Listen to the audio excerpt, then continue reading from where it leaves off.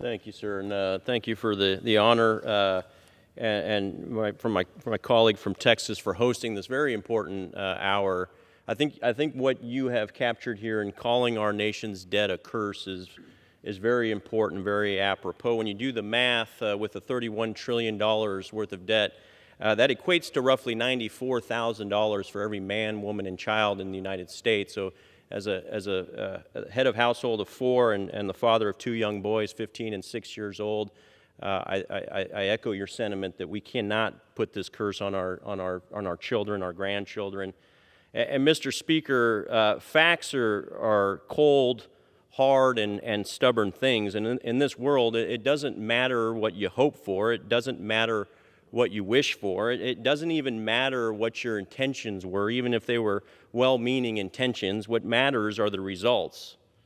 And the results stemming from this tax and spend policy brought on by this body, led by a very progressive majority with what I would submit are very regressive results, have resulted in a cold, hard reality for the average American family. And today's reality for the average middle-income, lower-class family is one defined by record-high inflation, mortgage rates that are skyrocketing, retirement accounts that are down nearly 20% since their highs established in early 2021, and record debt. These are regressive economic indicators. And this reality, it's not just bad luck, Mr. Speaker, or the product of anything or anyone else besides your agenda to overtax and to overspend, to overpromise and to underdeliver.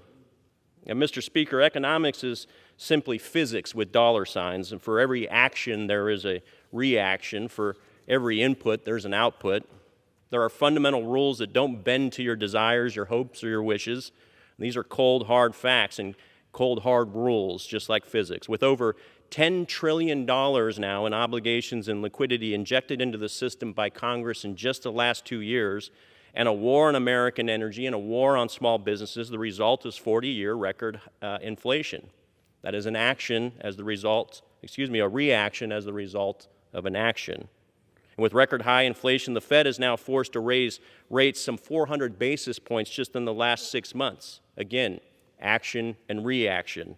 And with Fed rates now going up so quickly that banks now have to likewise increase their mortgage lending rates accordingly.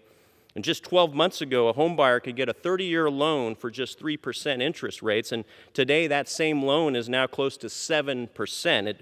It prices half of the new buyers out of the market. Again, action and reaction. And because people are suffering on a daily basis and can't afford to make ends meet, much less purchase homes, especially first-time home buyers, the housing market and the stock market are now pulling back significantly. Action and reaction. And Mr. Speaker, you and your White House policies over the last 2 years have tried to defy physics, and now gravity is taking over. My constituents, especially in California, we see $6 to $7 a gallon gas, and even if you have an electric vehicle, they pay close to $1,000 a month for their electricity bills. Groceries, school supplies, clothes, everything is about 15 to 20% higher than it was just 2 years ago. They're actually afraid to look at their 401ks or their retirement accounts because they've lost so much. And Californians are getting especially crushed. Now, to pull out of this nosedive, we need to cut spending, like my colleague from Texas has stated several times, and Congress needs to balance its budget. We need to stop adding to the debt and stop adding more risk to our children's economic futures. We need to actually be good stewards of taxpayer dollars and be responsible with it. We need to shrink federal agencies and hold them accountable to higher efficiencies.